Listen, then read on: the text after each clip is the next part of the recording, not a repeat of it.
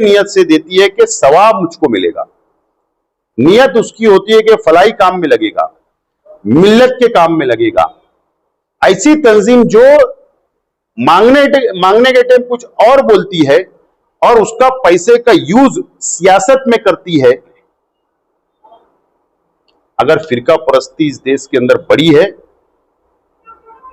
अगर उसके जिम्मेदार जब बीजेपी है, वहीं पर ये भी जिम्मेदार ओवैसी साहब और उनकी पार्टी की वजह से आज हिंदुस्तान का मुसलमान के दरबार में इस्माइल कासमी ने इनवाइट किया, जो पिटीशन आपने दाखिल की, तो उनका कहना यह है कि पिटीशन से होता जाता नहीं, बोले इससे पहले भी 2 बार ऐसे पिटीशन हुए, तो आपने वो दाखिल की, तो आपको क्या उसके बारे में? ऐसा है कि इलेक्शन होता है और अपोजिट उम्मीदवार जो रहता है उसको हक होता है कि वो इलेक्शन पिटीशन दाखिल कर सकता है 45 दिन के अंदर।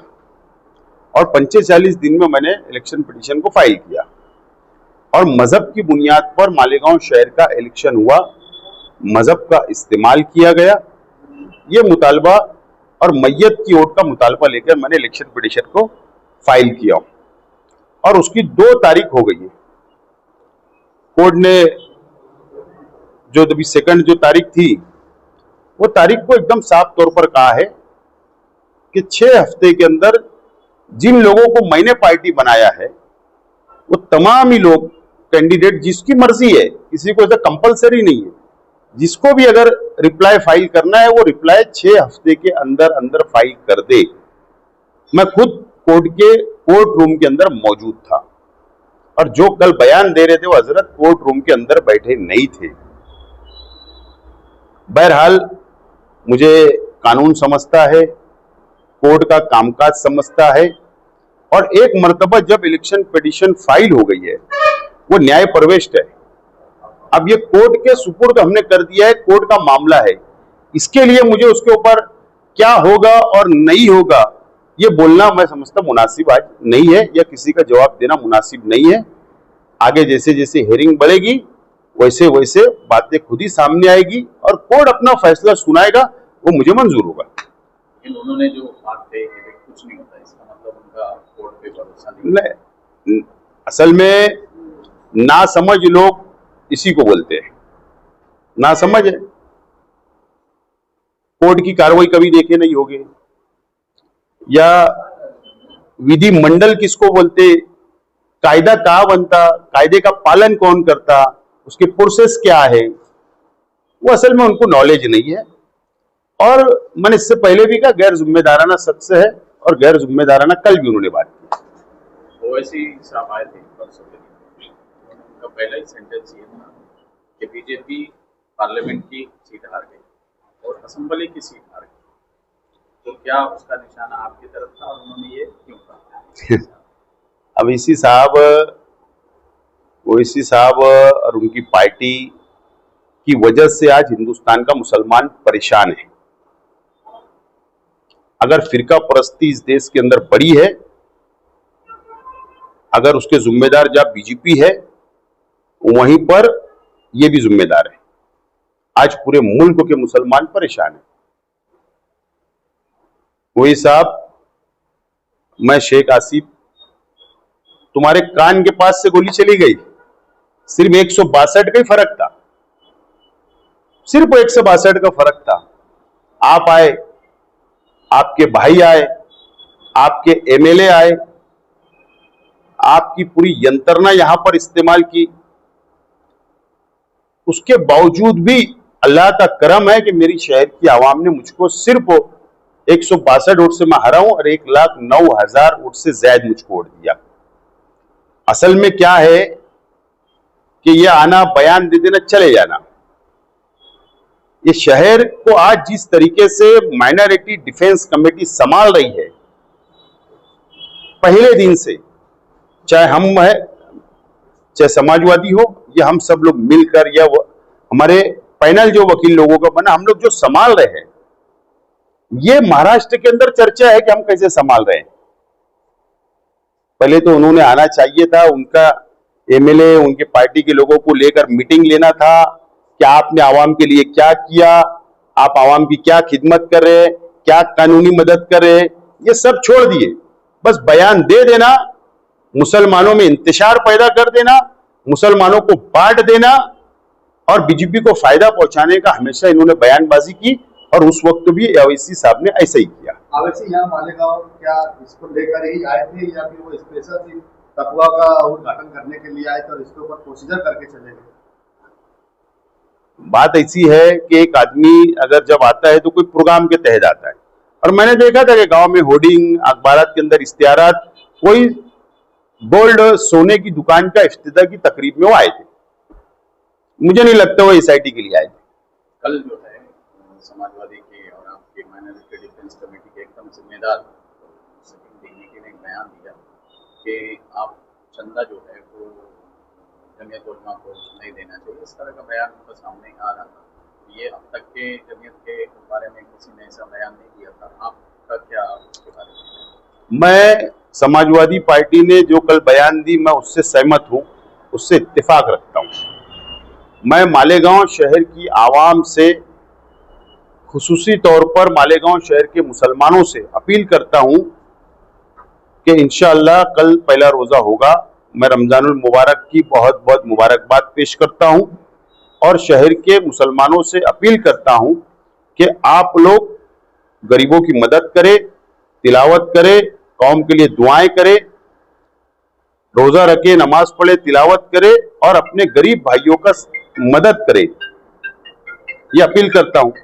लेकिन साथ ही साथ मैं ये भी अपील करता हूं, मालेगांव शहर के अंदर जो दीनी तंजीमें जो चंदा मांगती है, मस्जिद मस्जिद, घर घर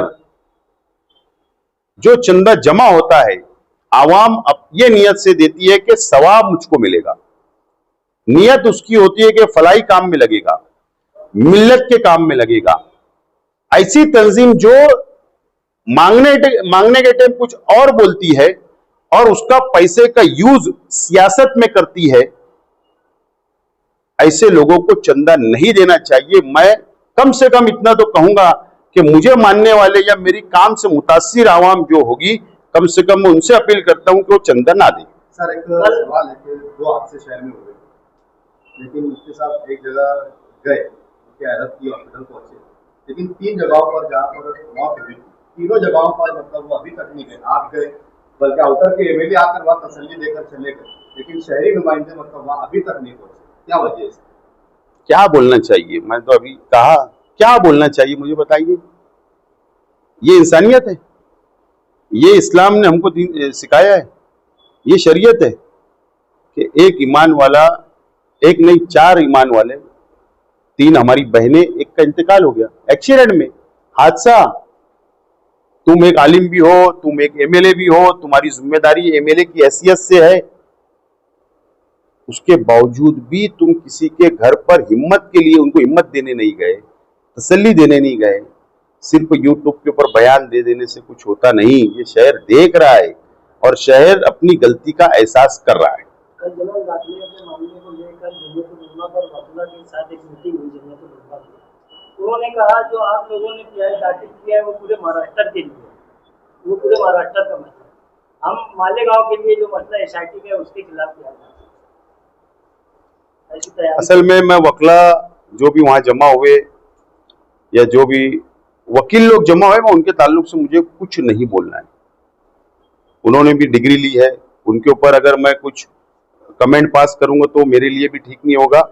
बहरहाल अच्छी बात है। फिर मैं यही बोलूंगा कि कानून उनको नहीं समझ रहा है। हम लोग बेवकूफ लोग नहीं है।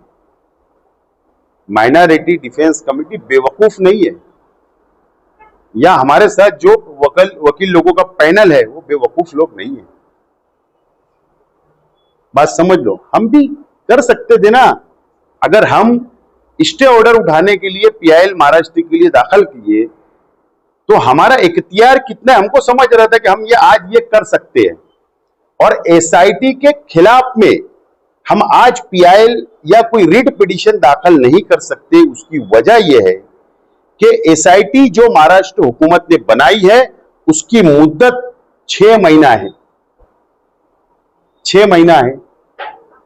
अब जब तक 6 महीने के अंदर पूरी इंक्वायरी या पूरी रिपोर्ट अहवाल सरकार को पेश नहीं हो जाता, जब तक उसको चैलेंज करना, कोर्ट के अंदर अगर हम चैलेंज करेंगे तो सरकार साफ तौर पर आकर बोलेंगे कि 6 महीने की हमने मुद्दत दिया है, हमारी इंक्वायरी जारी है, कोई फैसला नहीं आएगा। लेकिन जो मुस्तकीम भाई ने कल बोला ना कि असल में मकसद दूसरा है, मकसद है चंदा जमा करना, और कुछ लोगों के लिए चंदा जमा हो जाए इस नाम पर, इसके लिए हो सकता। आपने जो पीआई दाखिल की है उसकी तफसीलात बता सकते हैं? नहीं, पीआईएल जो हमने दाखिल की है उसके अंदर मेरे तरफ से और मुस्तकीम डिग्निटी साहब, हम दो लोगों ने मिलकर पीआईएल दाखिल की है एडवोकेट महेंद्र की जानिब से मुंबई हाई कोर्ट में। और वो पीआईएल जो हमने दाखिल की है, जो 21 जनवरी को महाराष्ट्र हुकूमत ने, गृह डिपार्टमेंट ने, होम डिपार्टमेंट ने, जो महसूल डिपार्टमेंट ने जो स्टे ऑर्डर जारी किया कि इसके बाद अब कोई जन्म का दाखला अब नहीं बनेगा, उसको हमने चैलेंज किया है। हमने उसको चैलेंज किया है कि बच्चों का एजुकेशन है, जो घर पर पैदा हुए, जिनका जन्म घर पे हुआ, जो अभी तक दाखला उनको बनाने की अब जरूरत है, बच्चों को एडमिशन करना है, तो बच्चों का नुकसान नहीं होना चाहिए। इसके लिए हमने पिटीशन फाइल किया है, पीआईएल हमने दाखिल किया है, और उम्मीद है कि जहां तक हमारे वकील जो मुंबई के वो बता रहे हैं कि ये chief justice of India, chief justice of Maharashtra के सामने जाएगा ये मैटर। तो हमारी कोशिश है कि हम वकील के माध्यम से कोर्ट के सामने अच्छी हमारी दलील के साथ हम लोग बात को रखेंगे, और कानूनी पिटीशन बनी है, पीआईएल हमने दाखिल की। उम्मीद है कि मालेगांव शहर के साथ साथ में महाराष्ट्र के लोगों को इसका फायदा होगा।